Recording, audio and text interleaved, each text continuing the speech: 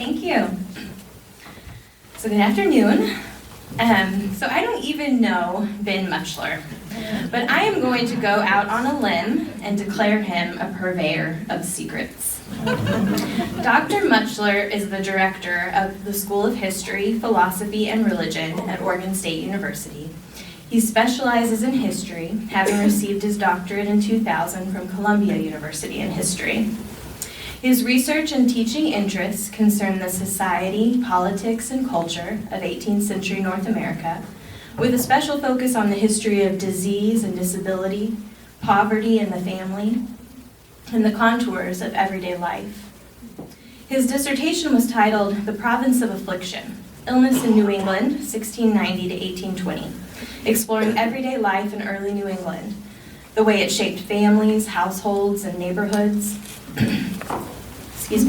and the manner in which the burdens of living in a world of high morbidity became central to matters of local, state, and national governance.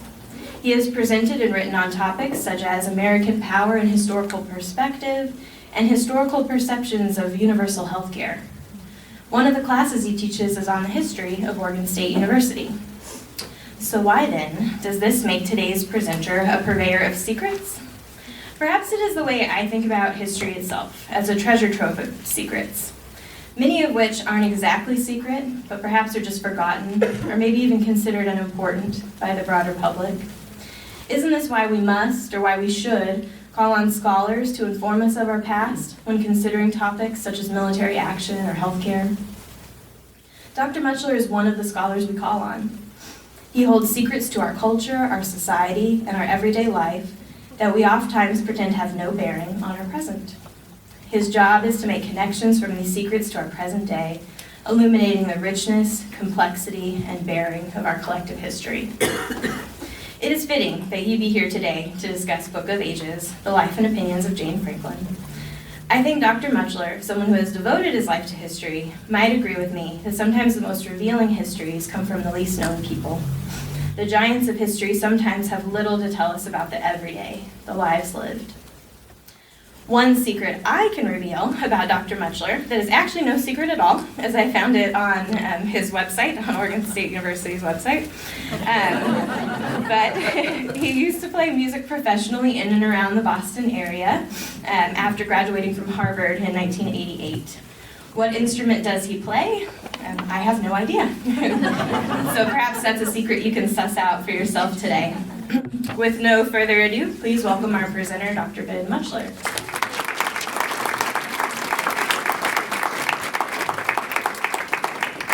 Thank you, Vine. That was a lovely introduction. And the answer, lest I keep you in great anticipation, is tenor saxophone. So thanks so much to the Random Review Committee, and especially to Connie Giorgio for inviting me here and for matching so closely my own research with this book, which has been a real delight to read and to share with you. I also want to say thank you to you for coming out. In my new guise as a director in an administrative role, I wind up traveling around, and I'm often away from Corvallis, and get asked questions about what life in Corvallis is like. And I always come back to, in addition to it being such a wonderful place to live and its everyday rhythms, what a strong civic community we have. And an event like this is really exemplifies that. So thank you for being here. I want to say that I'll move through a series of topics, and I would invite you to raise your hand with any questions. I think that will make it more interesting as we go along, so I invite your participation. And there'll be points that I'll break and simply ask you what your thoughts are about the different dimensions of the book that we're discussing. But so I have an idea straight off. How many of you have actually read the book, Jill Lepore's Book of Ages, The Life and Opinions of Jane Franklin? So maybe 10 or so. Okay, well, I'll draw on you too, those who have read it. No quizzes involved, but we can all work through this together. Okay. Jill Lepore's most recent book, and one needs to say, or her not latest, but this recent book. Well, I used to say this because Lepore is just an amazingly prolific writer, and normally something published in 2014 would be quite up to date, but in fact, Lepore, I don't know if you've noticed this, on bookshelves, has yet another book that's come out since this book on Jane Mecum, on the secret life of Wonder Woman. So that's out on the shelves. But Lepore is a remarkable scholar, and she's written, I think, a rich and elegant and imaginative, deeply researched, occasionally mischievous volume, which is very much in keeping with her work as a whole. She has an endowed chair at Harvard. She's the David Woods Kemper Professor of History at Harvard. She's a staff writer on The New Yorker. And she's written a wide range of both books and articles on history and law, literature, and politics. She's got recent thematic pieces on torture, guns, privacy and the internet, inequality, and mourning, just to name a few of the kinds of things that she explores. I wanted to start off by talking about three sort of strands to this book that I think are coming together in Lepore's work that help frame the kind of intervention that she's making in a larger way of writing history. And then we can move on to a few of the themes from the book and have our discussion back and forth. So this book is trying to do several things, I think. It's a book about Jane Mecum and her life, she being the sister of Benjamin Franklin, and the story of, as she has recurring throughout, Benny and Jenny, they were known as, two very close siblings. Both the youngest of their gender in the family, she being the youngest daughter, he the youngest son, in a family that had 17 children. And they were separated by only 6 years. So it's a kind of dual biography about the ongoing and evolving friendship between brother and sister within the conventions of what friendship could look like between siblings in 18th century life. It's also a book about the great transformations in 18th century America, the legacy of the Protestant Reformation, and she explores something about Puritan New England in the book, and then the dislocations and developments in an occasionally radical revolution that shook everyday life to its core at some moments, and at other moments tread quite lightly on daily life. And then finally in the book, it's really, I think, a meditation on the nature of historical writing, what topics we choose, our sources, what remains from the past, and importantly, what silences there are in the past. So it's quite fitting that Bonnie began with secrets. There's a lot about this book that's trying to recover something from a record that doesn't exist. And it takes great imagination and resourcefulness to do that. She writes, Lepore writes, she's trying to work on what it means to write history, not from what survives, but from what is lost. So let me begin with some comments about Lepore's methods and approach and the kinds of works that she's synthesizing, because she's drawing on a whole range of works from 20th century history writing, and then we can look at these themes. So much of the writing on the 18th century through the 1950s, this is, being broad here and generalizing, looked and had presented a kind of grand narrative with key persons, George Washington, John Adams, Ben Franklin, indeed, and marching through the key political events of the time. These are sweeping analyses that are perched on high, looking down at everyday life in a great distance and speaking often of the American people as if they existed as a single homogeneous group. So that kind of narrative that took aim at how and why the revolution came and then what the consequences were had the virtue of one reading the work and having a kind of clear picture of 18th century life and its transformations, but it lost often these kinds of stories that we'll hear about today, about ordinary people. Those sorts of concerns began to be addressed in the 1960s in the so-called new social history, which was self-consciously not from the top down, hovering on a celestial perch looking down at North America, but rather from the bottom up. Ordinary, excluded, those who didn't have a formal role in the polity, This was a new history of women and African Americans and studies of the poor. Many of these histories, ironically, had a very hard time getting at those individual voices because those records from those persons had been lost. What kinds of records does an individual, ordinary person leave, especially if they're illiterate? Maybe an X on a document, maybe nothing at all. That all is obliterated, gone from our view. And so some of those studies turn to institutional means of trying to recover those lives, looking at large sets of records where you just get hints of everyday life. One of those looked at the records of the poorhouse, and we'll talk about poverty later on here. Other kinds of things turned to demographic history and tried to just count persons and see where they were moving, and then from that tried to discern what their ideas and attitudes might be. Later, there came a new kind of style of history that tried to do its best to recover individual stories in great depth, and that was the so-called microhistory. And Lepore is a superb practitioner of microhistory. It would try to, as best as it could, recover the consciousness of everyday persons and work quite ingeniously in methods to do so. It would draw on social theory, philosophy, cultural anthropology, dramaturgy, later literary criticism. In other words, the various methodological means at a historian's disposal to try to recover what they could from the past and these records that were often very scant. Lepore came of age at a time at Yale, where she got her PhD, that the experiment in historical writing was really flourishing, and her mentor, John Demos, is one of the great practitioners of microhistory, along with Laurel Ulrich, with whom she teaches at Harvard. And the idea is to take these smaller individual stories and tie them to the largest possible context. And it also initially had the author, in this case Lepore, inserting themselves into the text. And we can talk about this later from the people who have read this, but Lepore often will make editorial comments which are effectively sort of saying, here is me doing my work, what do you think about that? That's a different style of writing, and I'd be interested in your thoughts about that.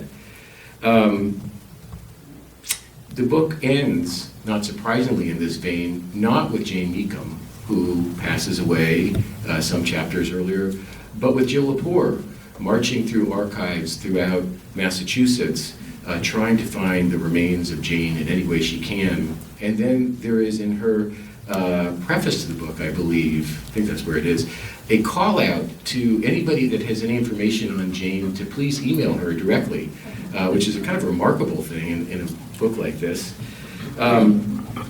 Okay, so the criticism of microhistory is that as these proliferated, really from the 80s forward, we had lots of rich individual stories, but it was very hard to see how they all added up. You could talk about one person, you could talk about another, but if you wanted to describe change over time in a larger patterns of the 18th century, that became quite difficult to do, and so people started to yearn for this earlier kind of history. And what Lepore is doing here together, I think, is to braid these two kinds of stories together in a really ingenious way. She wants to tell the story of the 18th century revolution that places it in dialogue with a middling woman's life, an ordinary woman of her time, and that woman's daily struggles and ambitions. We've long had a difficulty in women's history of narrating those stories in a way that has them map onto larger political developments of the time. They often are operating in very different planes. What's going on in daily life and the raising of children, the running of households may not have very much to do with the Stamp Act crisis, for example, or the signing of the Declaration. Here, Lepore is really working hard to integrate these two kinds of stories together. And so, we learn about Jane Meacham, Benjamin Franklin's sister, that she married at 15, that she had 12 children, that her husband was perhaps a ne'er-do-well and at a minimum struggled considerably financially and wound up in the poorhouse, and that those struggles and poverty pulled the family down with them. That Jane nursed and provided and tended for her children and watched them die in many cases. At the end of her life, all of her children, save for one, her namesake, had passed away. They all preceded her. This is a story of her friendships, not only with Benjamin and Benjamin's wife, Deborah, who were living in Philadelphia at the time, their correspondence, but also with children and grandchildren, neighbors and cousins, the local minister, and all the way along we learn about the workaday rhythms of Boston's life. The story is also, and this is the intervention, about a political crisis at the time that erupts in revolution and war. It shows the revolution as a civil war. For people that are not fully familiar with Benjamin Franklin's life, you'll be surprised to learn that his son, actually his illegitimate son, William, became the governor of New Jersey and remained a loyalist. And they split. The revolution was really indeed a civil war for them, and they ended not on speaking terms. And there's some of that in this book. It's a story about dislocation, of people losing their homes, about enemy occupation, about poverty that stems from warfare. It's about declarations of independence and the drafting of the Constitution, both of which had Benjamin Franklin centrally involved. These two stories of Benjamin Franklin as diplomat, natural philosopher, member of the Second Continental Congress, key member of the Constitutional Convention, are braided together seamlessly with the worlds of Jane Meacham. And all along, it's a steady commentary about silences in the record, which are filled in quite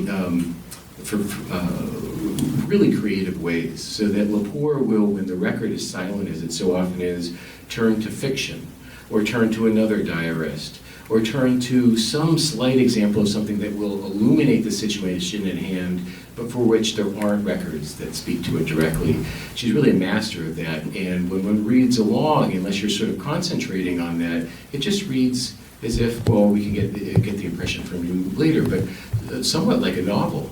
But she's really doing this assiduously behind the scenes, stitching these all together.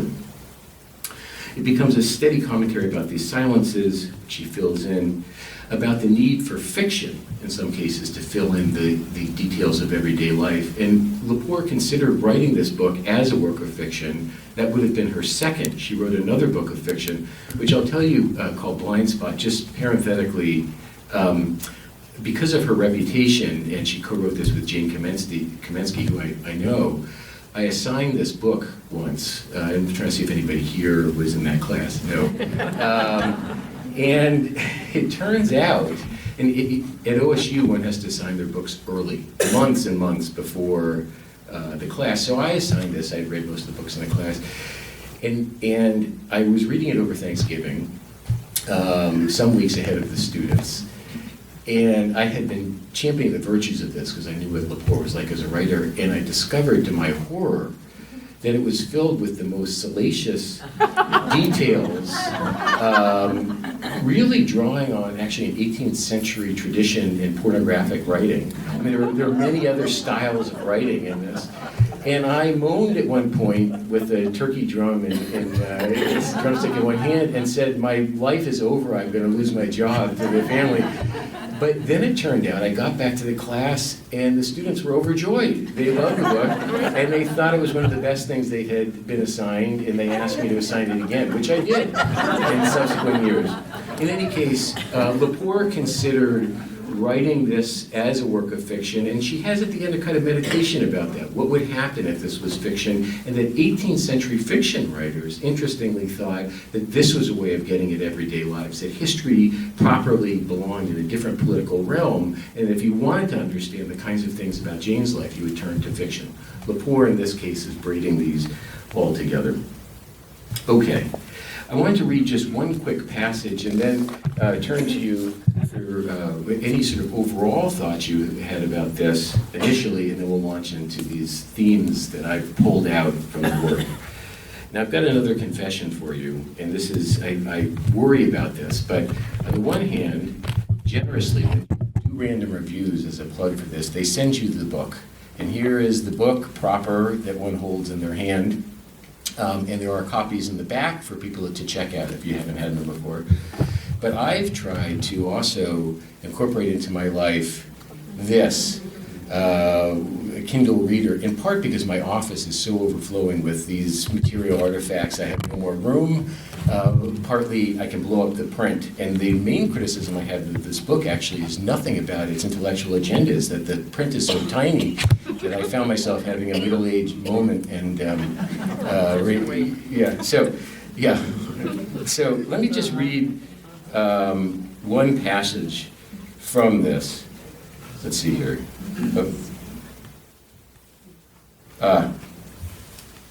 Okay. And I want to, this gives you a flavor of Lepore's writing, her imagination, and you have to think about this as I'm reading it. There are no records that speak directly to many of the qualities that she's trying to evoke, and I wonder, for you, how that works, if that's something that is a style that's engaging, or if that's something that's problematic, in that some of this is an invention of her own mind. She writes about these everyday rhythms in Jane's life, which after all are recorded really only in births and deaths. Her Book of Ages is about the births and deaths in her family, and very little else early on. Most of those early records are completely gone until the end of her life. Lepore writes, "Her days were days of flesh. The little legs and little arms, the little hands clutched around her neck, the softness. Her days were days of toil, swaddling and nursing baby, washing and dressing the boys, scrubbing everyone's faces, answering everyone's cries, feeding everyone's hunger, cleaning everyone's waste. She taught her children to read. She made sure they learned to write better than she did." And it goes on. I'm wondering about your thoughts there, just so that it doesn't, you don't have me speaking ad nauseum. To begin with that, and for those maybe particularly who had read the book and other kinds of passages like this, about your thoughts there on how well that works. That is, there's no commentary about the softness of the neck or the arms in any of these records. The only reason that we know about that is that when we hold babies, they feel soft. So I'm wondering about this as a historical problem for you all as you read this. Is this something that is engaging? Is it problematic? And I throw it out to you. Connie, and then there's a question in front. I love that aspect of it, and I've read many biographies, historical biographies of people, which I already mentioned, where I wish they had done that. It would have been so much more interesting. It really opens up the story. That's how we get into things. Is it kind of enhancement? It helps you imagine what's going on. I just wondered if she had help, or did she depend on some of the older children when she had new ones, younger ones? Yeah, absolutely. And one thought about having so many children, in part had to do with appalling mortality rates, which we'll talk about in a little bit, but it also had to do with growing your own labor force. Right? This is out in the fields and inside the household. And certainly, older children would very much serve as caregivers for younger children, absolutely. And then that became a problem when they would themselves become sick, when the caregivers got sick. Who would tend to them? It became a kind of spiraling, cascading series of effects. Yes? Well, I read a lot of Civil War history, and authors that put in the kind of detail you're talking about make it much more improved. You like it better with those sorts of details. Yeah. Does it trouble anybody that she doesn't know? That essentially your guess is the same as her guess, and that those fleshy necks, maybe they didn't feel that way to her. We don't. I'll tell you a very interesting thing. In the history of pain, almost every phenomenon that we have has a history, has a past. There's a whole series of writings that talk about early modern people felt things probably much differently than we did. In the absence of anesthesia, in the absence of a kind of regimen that one could follow to alleviate pain, people dealt with pain in a different way. And we have enough from the writings to understand that. Things that we would think of as being absolutely excruciating, that they are muscling through. And so there's a different way, perhaps, of even the sensory abilities that we have. Maybe it felt very different at the time. I don't know, I just throw that out. I think it's, you had a thought, yeah. I was going to say, you asked, does it disturb you or not? Yeah. And it doesn't necessarily disturb me, but I know when I read works like this, where they have inserted their own thoughts, that I have to look at where does this author come from, and then look at that through that lens. Yeah. So just applying that lens of she is today, looking at then, Yeah. versus somebody who writes in the 1900s, writing about that. So long as you have sort of clarity on that, you're fine. Yeah. Oftentimes, the trick of this comes in the footnotes, and for those who read the book, I'm curious about this, and nobody will look back at you. How many of you went to the footnotes and read those too? It's about 50 pages of footnotes. Accolades in the corner. This is terrific.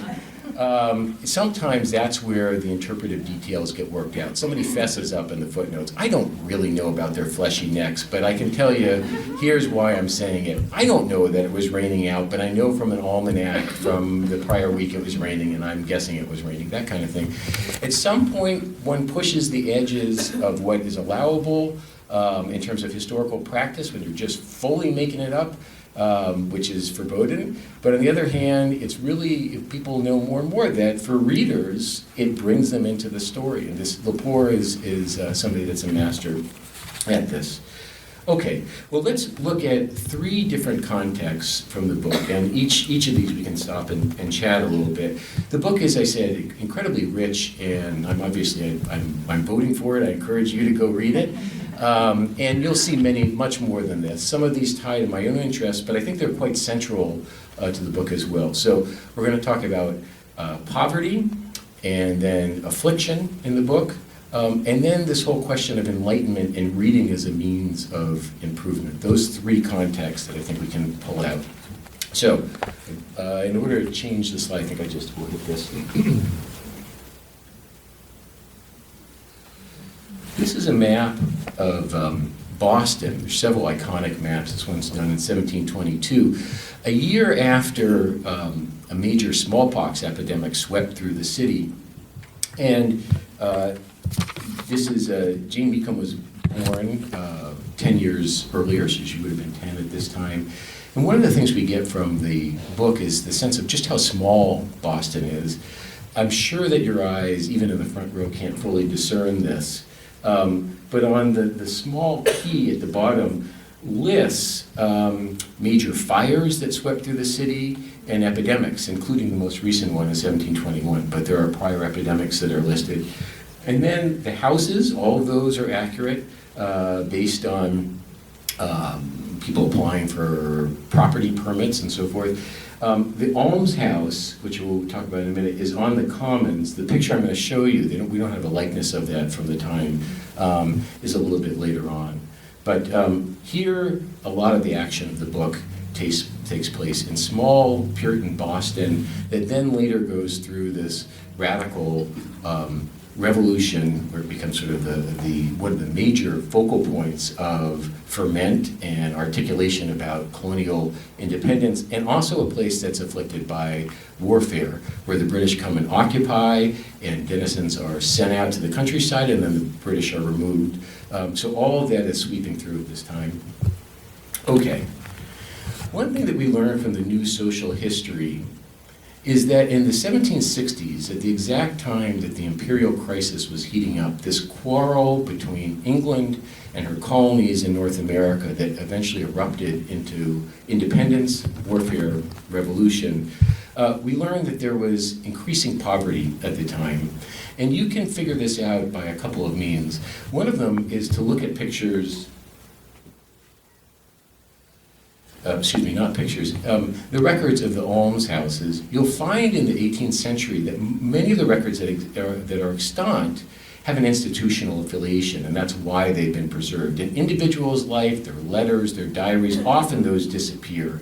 They get lost, it's flood, it's fire, but the institutional records, long runs of records in places, often will be the ones that survive. And so one thing that the scholars did in the 1960s was to go and count and look at how many people are admitted to the almshouse, for example, the poorhouse at the time, and that's surging in the 1760s. The other thing that they look at are warning out records. These are records when somebody comes into Boston or any town, if they don't belong to it, if they weren't born there or hadn't earned a membership there, they were given a warning, which didn't mean they got kicked out, but it meant that if they fell onto hard times, they would be kicked out. And one of the stories of poverty in the 18th century is poor persons being removed from town to town to town, back to their original place of origin that was finally responsible for them. You needed people to be able to go to towns that weren't their own in order to have free labor take place and to have the workaday world continue, but towns did not want to be saddled with the responsibility of somebody that wasn't properly their own and for whom they didn't have full responsibility. And so when you look at those warnings of new people coming in and then people being kicked out of town, those are on the increase too. Why in the 1760s? That has to do with the first global war that we have, not the Revolutionary War, but the 7 Years' War, which has it's a global war that has a significant presence in the North American theater, and many soldiers are drawn from the New England area, and particularly Massachusetts.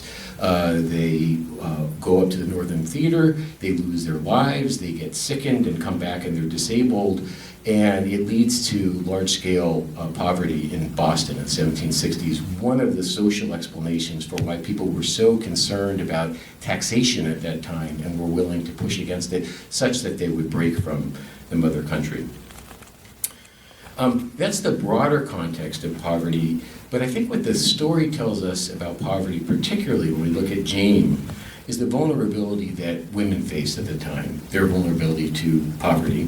And Jane's woes are tied to her husband, Edward Meekham, who becomes a saddler, working on creating saddles. And there are many people in this book, if you choose to read, you'll learn about all sorts of trades.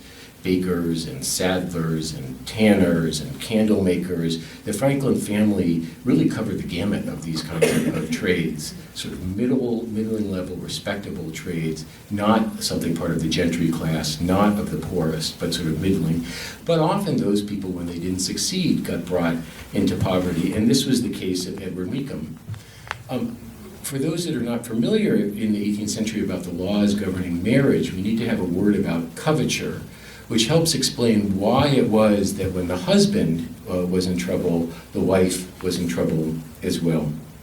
Coverture was the common law practice upon marriage where women ceased to exist legally. They were literally covered by their husband. They couldn't independently work for wages. They couldn't sign contracts on their own. They couldn't own any property. All that went through their husband. And that meant when the husband was out in the world, if he incurred debts, they had nothing to say about this legally, and yet their families were drawn into that. There are many stories of husbands who are failing in the 18th century, not talking to their wives about this, trying to succeed, and then the wives find out at the last minute that the family is ruined, and you follow their journeys around from middling level into poverty.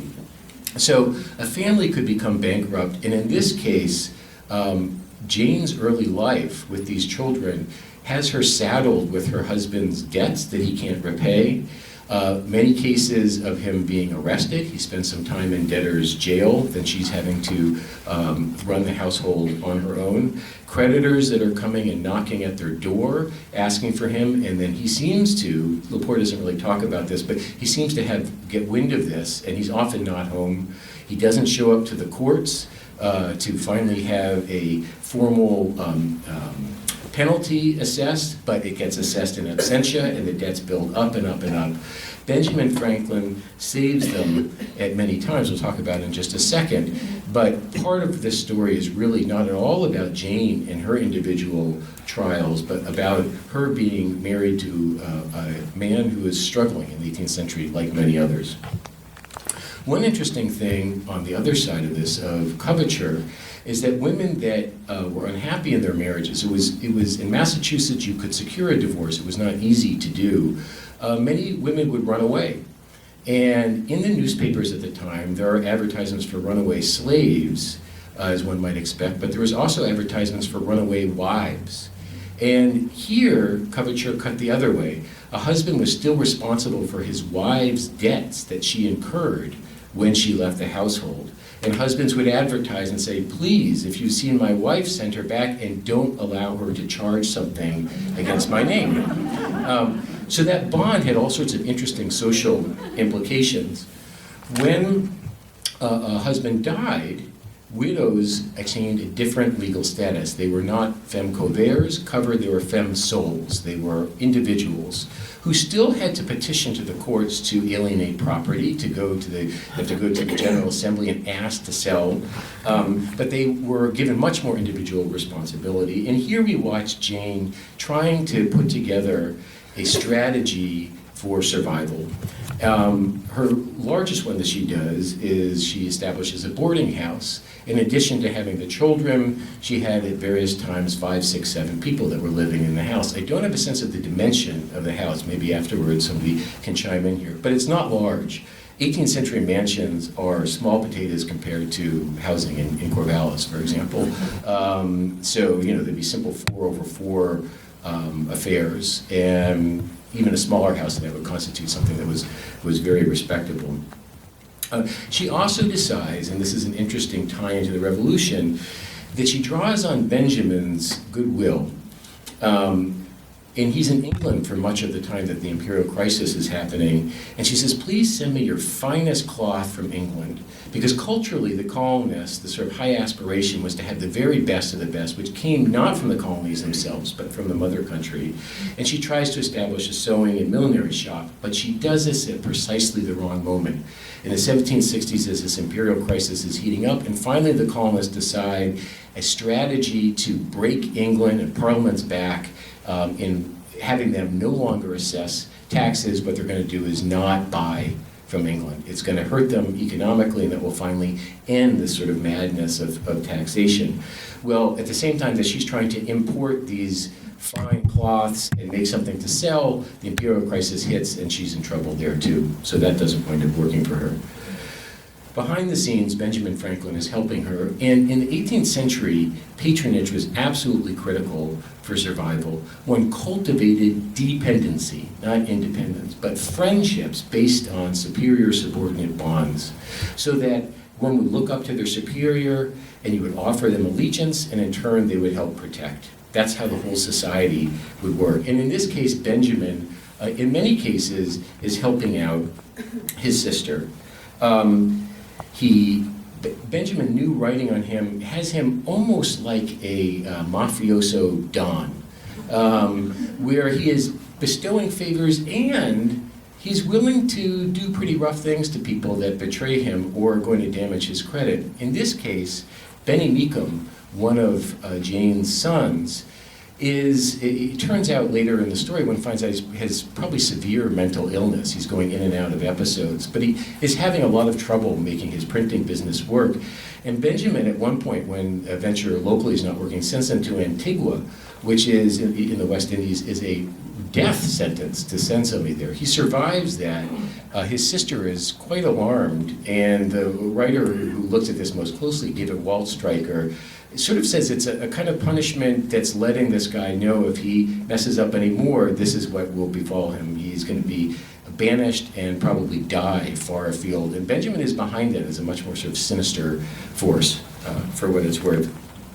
She also draws on the help of others here, and she's beholden to them and needs their protection. Thomas Hutchinson, the lieutenant governor, who winds up having his house destroyed in a stamp act, thousands of pounds of damage, the humiliation of having to run away from a crowd.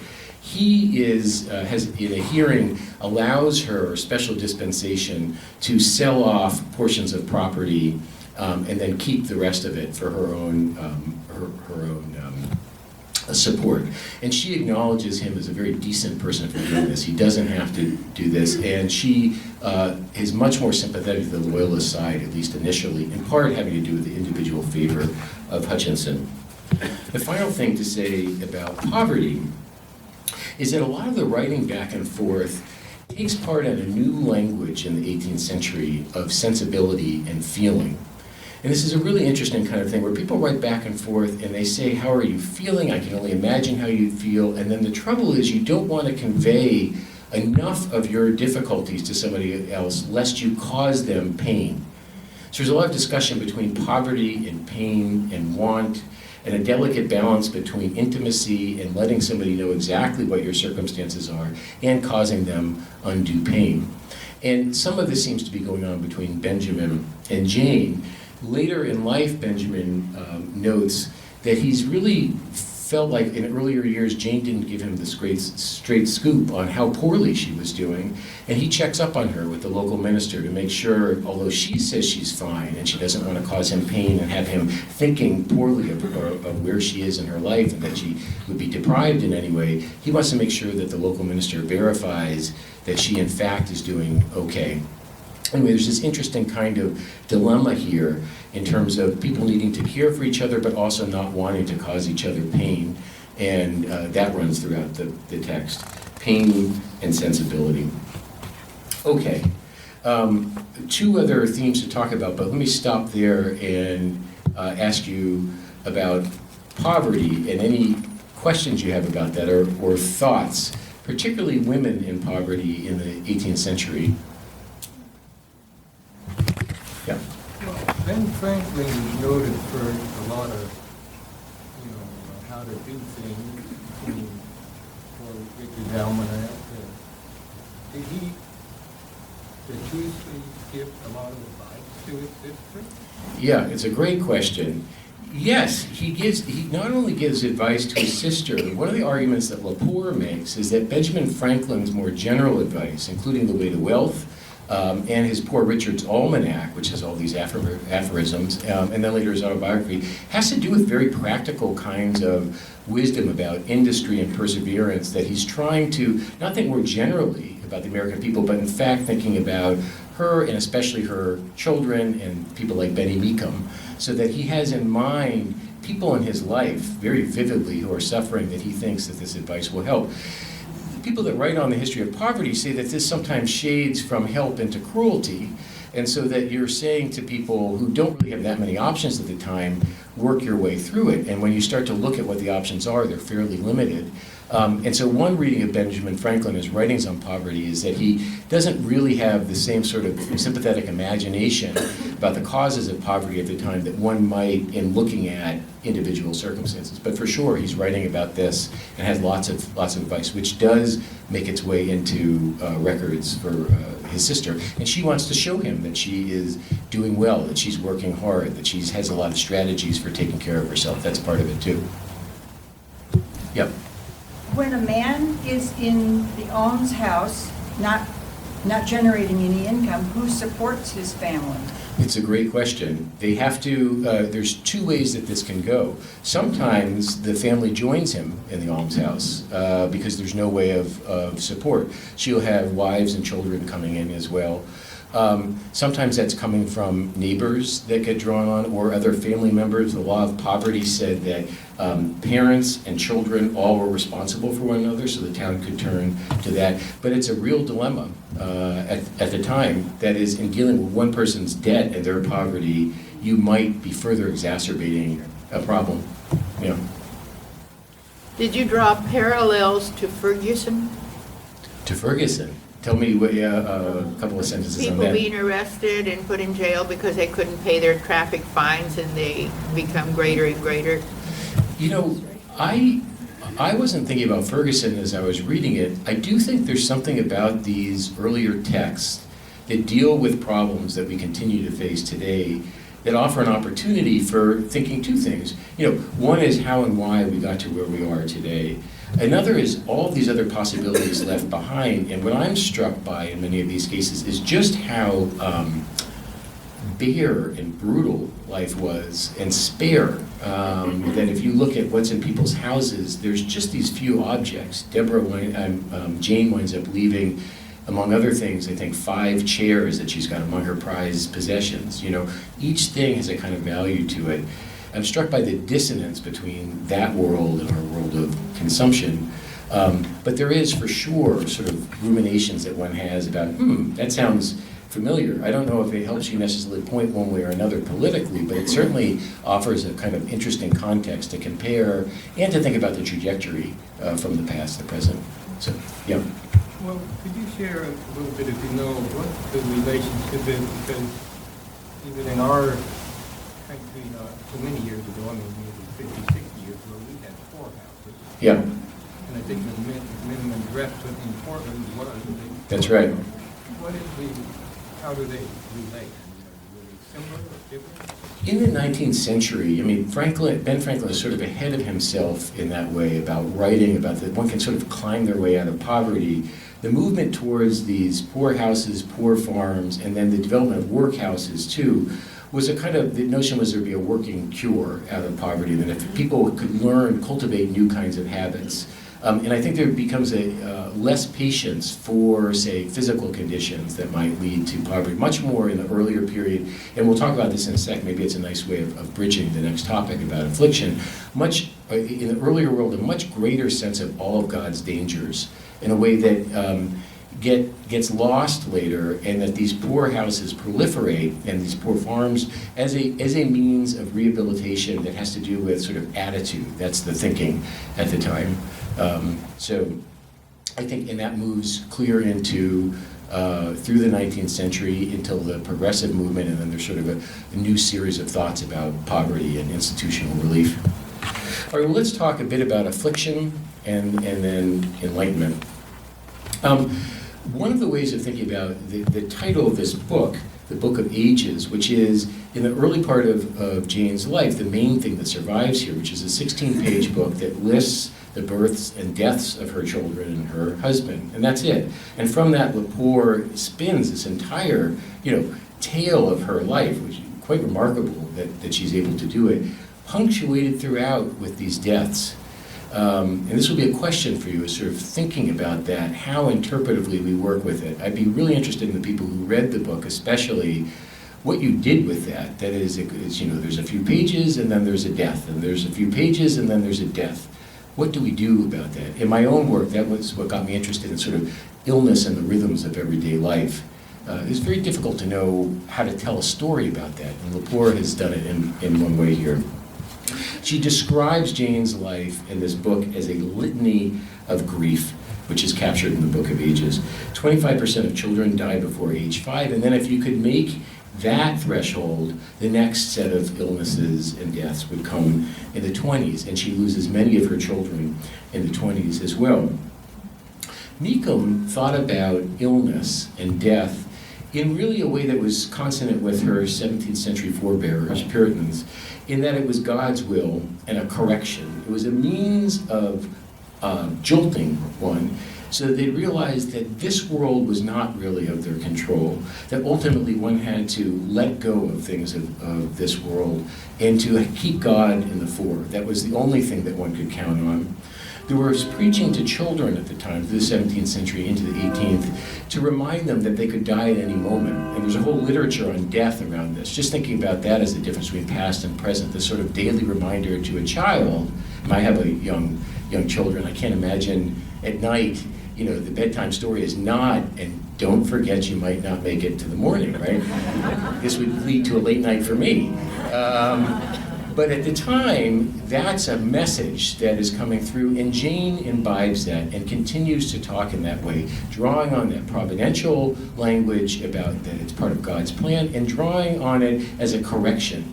Some people even call this at the time, it's a caress from God, the correction. It's not something that's meant to be terribly harsh. It's not a vengeful God. It's a reminder that we just don't control the things of the temporal world, and one can only rest easy after this world has come to an end in the hereafter. Benjamin, interestingly, doesn't really share this view, and he comes back to Jane with a lot of discussion. This goes back to the prior sort of comments about poverty, about ways of maintaining health. For those of you who read his autobiography and other writings, Benjamin Franklin had all sorts of thoughts about diet. He was a vegetarian. Exercise, moderation, lots of little phrases to get you through your daily life with full health, which he thought was achievable. So it's an interesting dialogue between the two of them. He's sympathetic to the illnesses that the family suffers, but he doesn't dwell on them very long. And there may be a line or two, even with the death of a child and her husband, but then he's off to the races, talking about other kinds of of things. Interestingly, 2 of Jane's children appear to have mental illness, and both Benjamin and Jane seem to share in the idea at the time that at some point that just could not be comprehended within everyday society. And the son is sent out to a farm where the typical kind of treatment might have been that if he was having wild fits that he would have been chained. This becomes part of a 19th century discourse about the need to reform the ways in which insanity is comprehended, and that we have from that the birth of talk therapy and the sort of discussion about conscience, and asylums are devised to get away from this idea of punishment, corporeal punishment for episodes of madness at the time, to a different sort of way of treating it. Historians looking at this say that it's equally insidious and that there's all sorts of things institutionally that are happening that are punitive, but interestingly, Jane and Benjamin both seem to feel like this is okay. It's sad, but this is a acceptable therapeutic regime that he's going to be sent out, her son Peter. Final thing to say about this, before turning to you, is that Lepore ventures a retro-diagnosis, which is really interesting in the history of medicine. When people talk at the time about being sick, they most often say they're unwell, seriously unwell, dangerously, exceedingly unwell, but we have no idea what the problem is. And it makes it very difficult to have any sense of, from today's perspective, what it is that's ailing them. They're uneasy at the time. Now, their way of describing that is consonant with medical theory, which said that the body was a continuous fluid system, intake, process, and outgo, and health was the achievement of balance between the individual endowment of strength and weakness, their constitution, in interaction with the environment. And so people would often be a little bit out of balance, and there was an immense continuum that stretched from perfect health, which was almost impossible to achieve, to death. And in that continuum, people would comment. But what it was, particularly, that ailed them, we don't know. Lepore ventures in this case, looking at all of the deaths of these children in the 20s, she thinks it's tuberculosis. And I'll confess that I've been very skeptical of these retro-diagnoses, because tuberculosis is not a word that exists in Jane Meacham's time. There's no sort of sense of the bacteriology that would allow for such a diagnosis. There's not the same therapeutics. Somebody like Susan Sontag, writing about illness as metaphor, would say that the meaning of consumption, that was the term that would have been used in the 19th century and earlier, is very different than tuberculosis. It was a vastly different kind of overlay in terms of the metaphors of what it meant. And yet, I found it useful as a way of trying to put together what it was that was killing all of these children, and to think about, as she traces it, Lepore sort of traces the vectors of the disease passing from one to another. Interestingly, Benjamin writes to Jane and says, you really need to give people fresh air. This is part of his health regimen. And she believes that putting them out in the fresh air is going to disrupt their balance, which is health, and further exacerbate troubles. And so she has many of these people in closed, confined spaces with the windows shut in New England in the wintertime, which is, after all, a brutal place to be outside. But Lepore conjectures that probably made things worse. I want to ask here about this question of how, for people that read it, or even if you haven't, we think about this. You're telling the story of everyday life, and there are these massive deaths that Jane outlives everybody but one in her family, that it seems hardly a year can go by without some kind of serious affliction happening. What did you make of that as sort of about the quality of life, or how do we narrate that and have us absorb it so we understand something about these folks?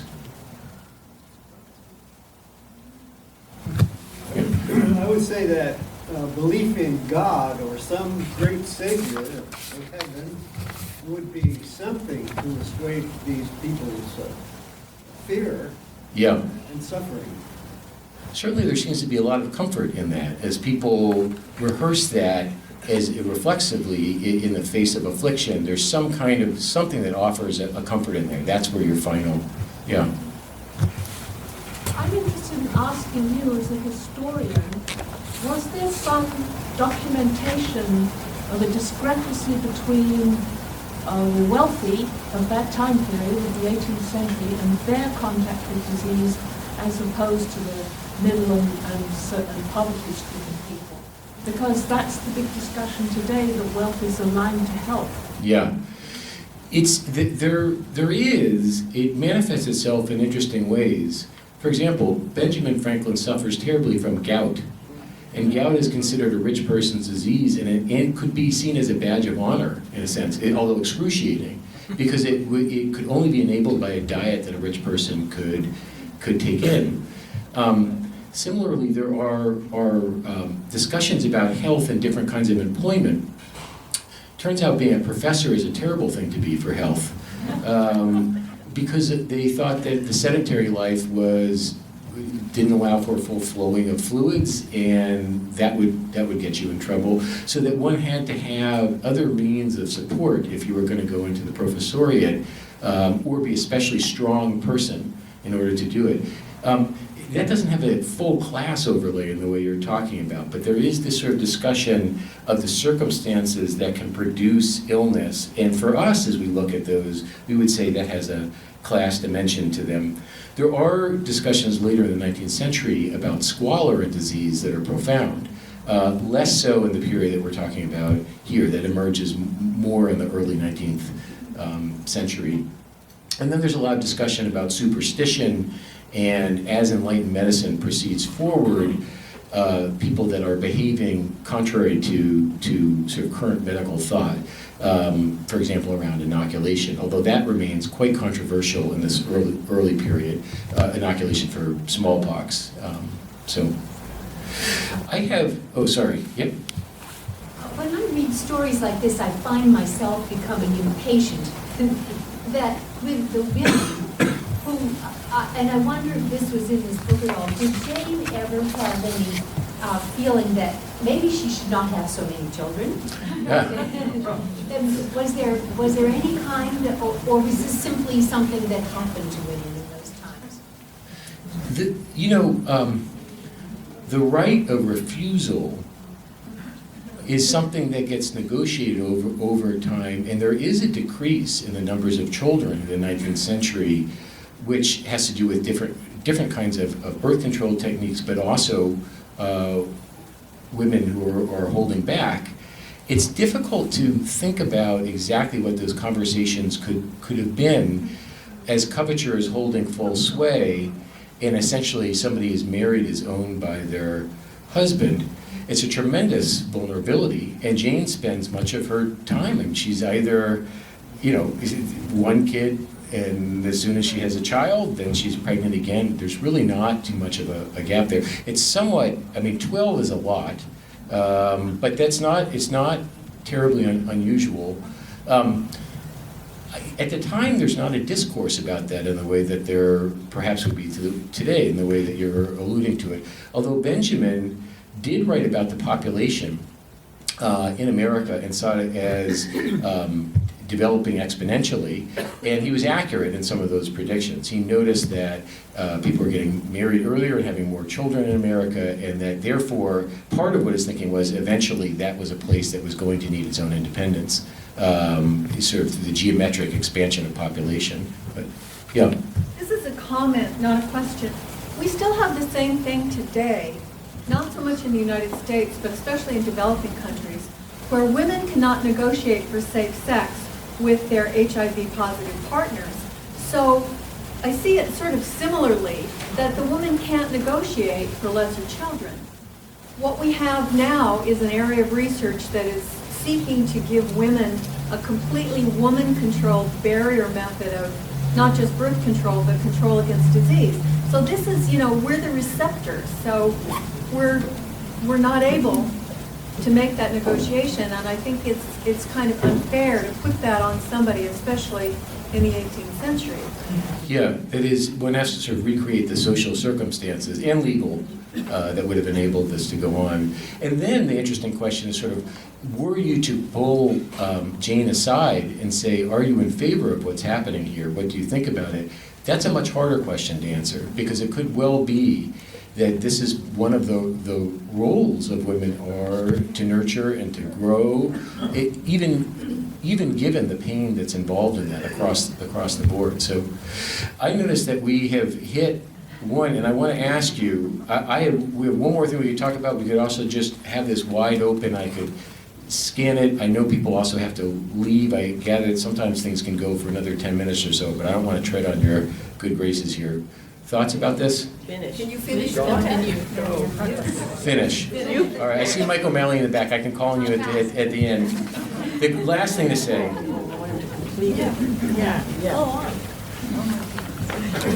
This deals with enlightenment, and actually it's a major theme of the book, and so I guess the teaser is you'll really get the full story here, and we didn't make it all the way through here in reading the book. But Benjamin Franklin famously moves from the poor and obscure to the high as part of this 18th century revolution that happens in two manners. Here is the first likeness that Franklin has of himself when he, as a very young man, retires. And it's an amazing image. Do you see what he looks like here? How would you describe him? Well-fed. Well-fed. Does he look like the artisan newsprinter? No. Effete. He is a gentleman, and this is precisely what he's aspiring to. Franklin worked in order not to work. I mean, that was the idea, so that he could think the great thoughts and he could do the experiments, the rest of it. That was the chasm that separated the commoner from the elite, and that's what he aspired to. One part of the 18th century revolution in America is that he was able to jump that chasm through his learning and work, and increasingly other people were able to do that as well. Later in life, Franklin cultivates this image of the book learner, and then this, when he's in France, this sort of aw shucks American provincial genius. Franklin was a master of this, of sort of in the marketplace of personalities, presenting himself. It was the Franklin brand, right? And the question that Lepore brings up is sort of, how does this play out in Jane's life? And it plays out in two different ways.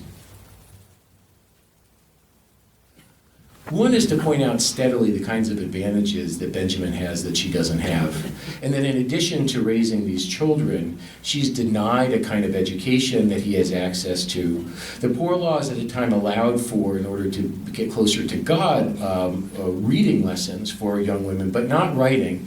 And one of the themes throughout the book is just how difficult it is for Jane to learn how to write, how ashamed she is of her writing and her spelling, which, if it could be graceful and done in the right way, would be a mark of a gentlewoman.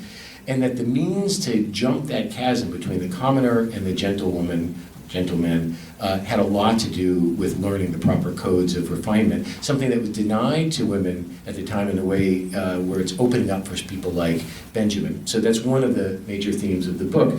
You'll see that although Benjamin creates a library company in Philadelphia, Jane is not allowed to be somebody who can take out books. That's against the rules. But he does steadily, with her imploring him to, send her tracts. And so she accumulates a library, and Lepore has a wonderful compilation of what she thinks Jane's library would have been over time, and lots of speculations about what she probably read. There's a lot of work that's done there. Here's just a couple of images. He gives her a 1733 tract of sayings about the virtues of a lady, the ladies' library.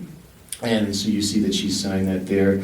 And he gives her his experiments in electricity and other books along the way. So you learn a lot about the book trade and about the kinds of things she might have read at the time.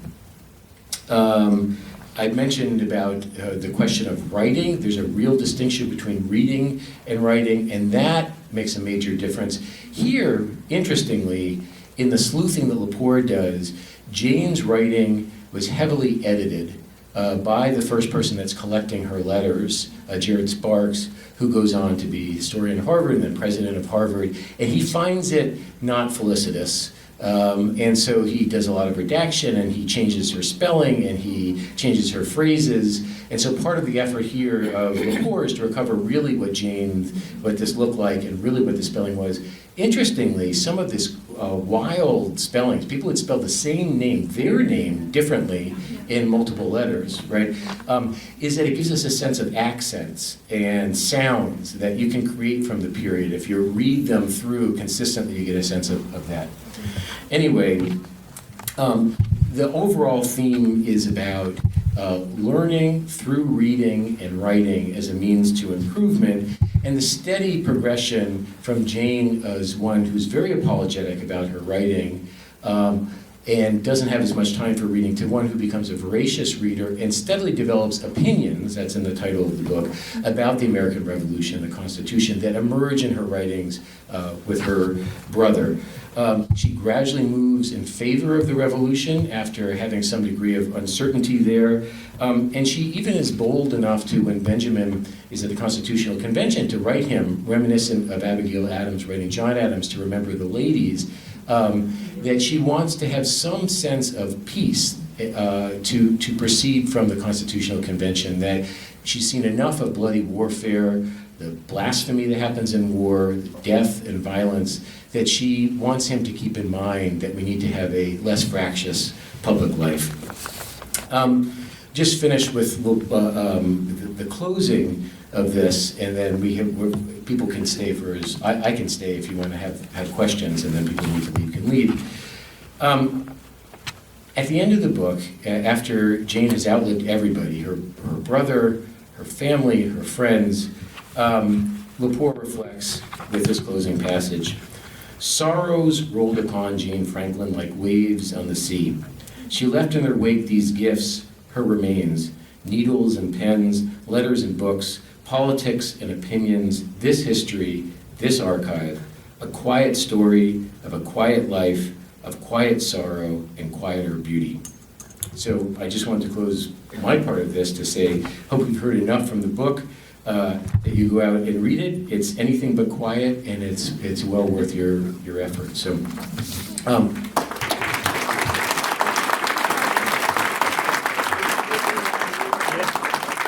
for those who want to stay, I'm open to any questions that you have. Mike O'Malley had his hand up in the back, and then.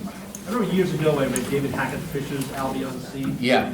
And one of the things that really struck me in the book was that fertility rates among women living in colonial Massachusetts was some of the highest in the world. Yeah. And he ascribed that to the salubrious environment for Europeans, colonialists in that particular area of North America. Yeah. Those people could outbreed and a lot oftentimes outlive people in other parts of colonial what would become the United States. And I was wondering if that had something to do with the fertility rates that we were discussing earlier. And I just wanted to throw that out there because David Hackett Fisher talked about it and how this is a good place if you want to have lots of kids and live a long life compared to other places in North America. So I'd say two things about that. First, that's a kind of classic Mike O'Malley question, if I may. Mike is a professor over in the College of Ed, and he regularly reads in my field, which is not his field, more than I've read.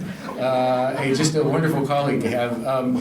Yes, it's a great comment that for larger families, New England certainly trumped other places, and things got less salubrious as you moved further south. It was a very different story in Virginia. It was a dreadfully different story in Virginia in the 17th century, where people just died in droves.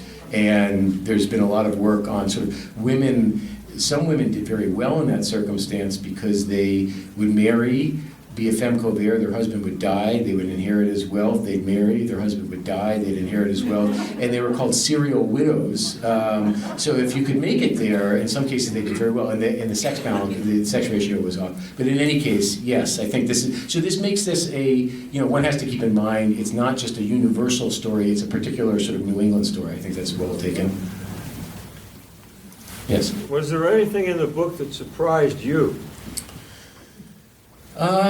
Yes, lots of.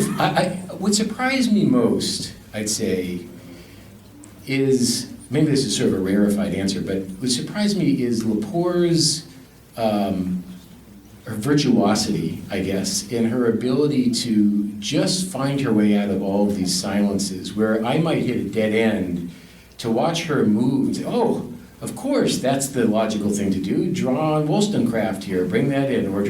And she's just a master of that. And the surprise is partly how well it works, and it's a combination of her learning and gumption. I think we could all sort of benefit from that sort of aggressive style of behind-the-scenes work.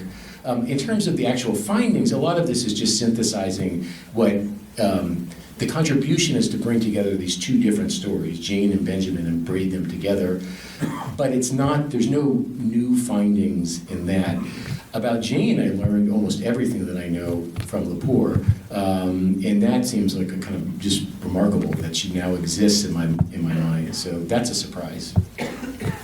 Yes, and then, I wondered if other historians, for example, David McCullough, yeah.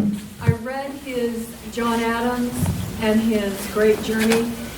Did he edit the letters of Abigail and John Adams? Did David McCullough? Do you know? No, he didn't. So what we see in John Adams is the way they actually wrote to each other. I wondered that in retrospect after I read the report. Actually, I may have spoken too soon. You can check his footnotes. Sometimes people will regularize certain kinds of spellings or certain techniques that they have that can be very distracting, writing in italics, underlines, and they will tell you at the beginning of the book or in the first footnote whether they've done that silently throughout. But they need to fess up. I mean, that's the gold standard. In the 19th century, what's interesting about these editorial works, including all of Franklin that comes from Sparks that Lepore writes about, is that it was done with no commentary about it. And for years, people thought that, there was a lot of kind of crude details that were left out, the things that weren't refined, that would be reflect poorly perhaps on figures like Washington. Lots of inelegant kinds of phrases that suddenly they're so if sometimes with those sorts of additions, people are singing along, and what you realize is, oops, that's the editor that's done that. Today, that's really, it goes to complete fidelity to the text, so much so that often the footnotes are much more voluminous than the text itself as they're trying to explain what they did.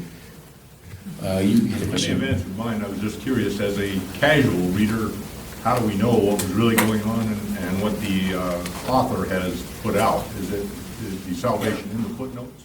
Yeah, I would say so. They should be a good historian would be upfront about that, both in the text and in the footnote. Sometimes, though, you can detect your own sense of bias, and part of what we do in history class is not only think critically about the text produced by people at the time, but about the interpretations that historians offer. And you want to ask, gee, what were they asking, and how was that maybe influenced by their life and times? Here's one interesting thing.